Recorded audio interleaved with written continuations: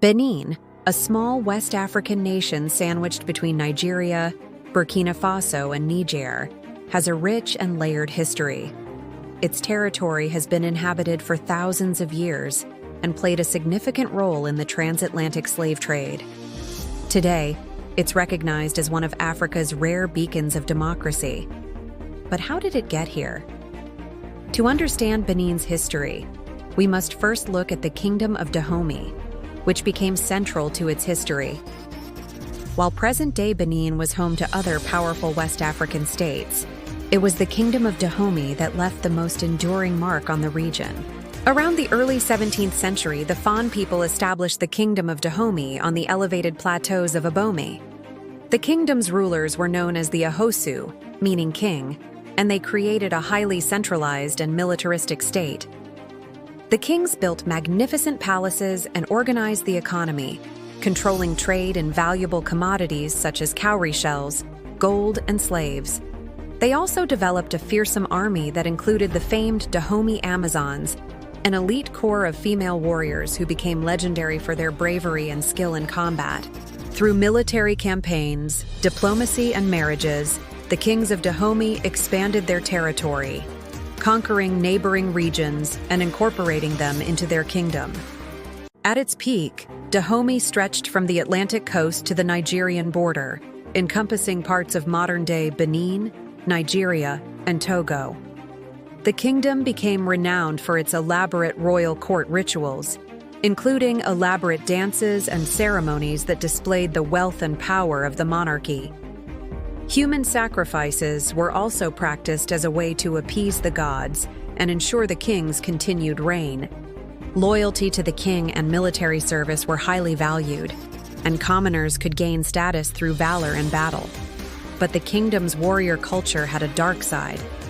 Warfare was common as Dahomey expanded and competed for resources with neighboring states like Oyo in present-day Nigeria and Ashanti in present-day Ghana.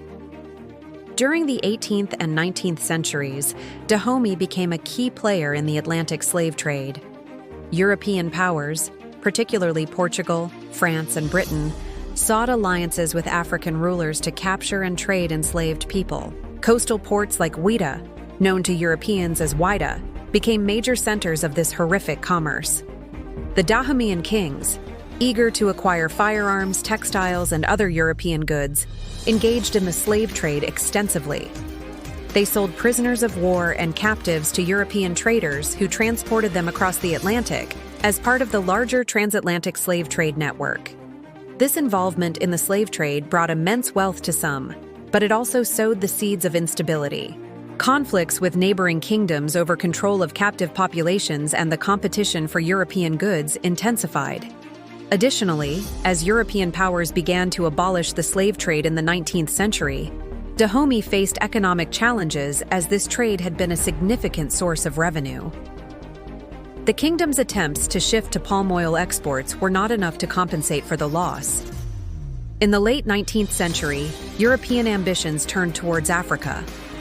During the scramble for Africa, when European powers raced to colonize the continent, France set its sights on Dahomey. Despite fierce resistance from King Bahanzin, who fought bravely against the advancing French forces, France prevailed in the Franco-Dahomeyan Wars between 1890 and 1894.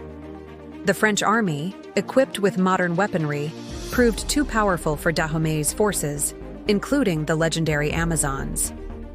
On May 1894, after a 3-year conflict, France forced King Bahanzin to surrender. Dahomey was annexed and became part of French West Africa. It was renamed French Dahomey under colonial rule. France exploited Benin's resources, extracting valuable products like palm, peanuts, and cotton to fuel its industries. They also built infrastructure such as railways and schools, although these developments primarily served colonial interests. Despite the hardships, a new educated African elite began to emerge, who would later play a crucial role in the independence movement. The French imposed heavy taxes, forced labor, and limited political freedoms, creating resentment among the local population. But as World War II drew to a close, nationalist feelings grew stronger, inspiring aspirations for self-rule and independence. The period following World War II witnessed growing nationalist sentiments across Africa. In French Dahomey, educated leaders and political parties began advocating for greater autonomy and an end to colonial rule. France, responding to mounting pressure, introduced reforms, including granting representation in the French National Assembly, but these measures were not enough to satisfy those who demanded full independence. Key figures such as Suru Migan Apithi, Hubert Maga, and Justin Ahomadegbe emerged as political leaders representing different ethnic and regional groups. Their rivalry would significantly shape the nation's post-independence politics. On August 1, 1960, French Dahomey declared independence and became the Republic of Dahomey with Hubert Maga as its first president. But this moment of celebration was only the beginning of a turbulent journey. The early years of independence were marked by political instability. The rivalry between Magwa, Apathy, and Ahomadegbe deepened, leading to protests and unrest. Ethnic and regional tensions also played a role in the political turmoil. Amidst this chaos, the country's economy struggled and weak democratic institutions were unable to effectively govern. As a result, between 1960 and 1972, Dahomey experienced a series of military coups d'état. Different leaders seized power promising stability, but none were successful in achieving it. This period of constant upheaval earned Dahomey the nickname, the Sick Child of Africa. But in 1972, Major Mathieu Kérékou emerged on the political stage. He led a coup d'état that brought an abrupt end to the turbulence of the previous 12 years. Kérékou, a supporter of Marxist-Leninist ideology, established a one-party state and aligned the country with communist countries.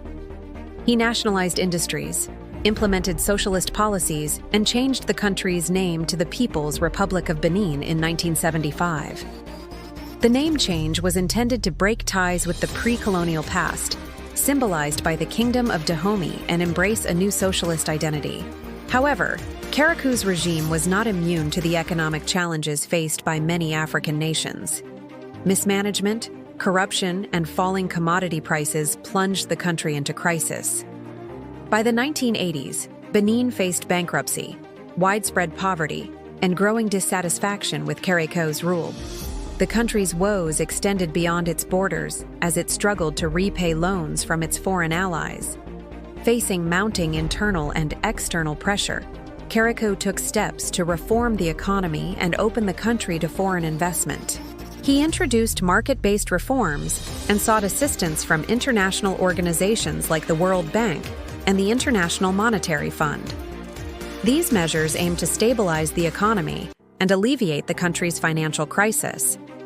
Amidst these economic challenges, calls for democracy and human rights grew louder. Kérékou responded by introducing limited political reforms, but these measures were not enough to satisfy those demanding a return to democratic rule. The year 1990 marked a turning point in Benin's history. Amidst growing pressure from civil society groups and international actors, Kérékou agreed to hold a historic national conference. This conference brought together political leaders, civil society representatives, and religious figures from across the nation. The conference resulted in the abandonment of Marxism, the restoration of democracy, and the rewriting of the Constitution. With the re-emergence of democracy, Benin held its first free multi-party elections in 1991. Kérékou, who had been the country's leader for over 2 decades, faced opposition from a broad coalition of parties. Surprisingly, Kérékou lost the election to Nicéphore Soglo, a former prime minister and a candidate backed by a broad coalition of opposition parties. This peaceful transfer of power was a remarkable event in Africa's post-colonial history. Following the elections, Benin's political landscape was transformed. President Soglo formed a government that included members of various political parties, aiming to promote national unity and reconciliation after years of political division and instability. The judiciary was reformed to enhance its independence and effectiveness, and efforts were made to improve the business climate and attract foreign investment. Benin continued to face economic challenges, But the introduction of democratic governance brought hope for a brighter future. In 1996, Benin held another round of elections that brought Kérékou back to power, this time as an elected president. However, by this point, he had abandoned his former Marxist-Leninist views and governed as a proponent of democracy and market-based reforms. His second term saw a renewed focus on economic growth and stability.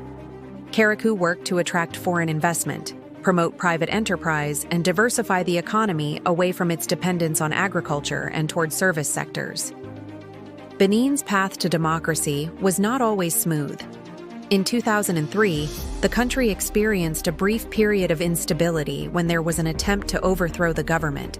However, the military ultimately withdrew its support for the coup leader, restoring constitutional order. This episode highlighted the fragility of democratic institutions in a country with a history of military intervention in politics. Despite the challenges, Benin's commitment to democracy deepened.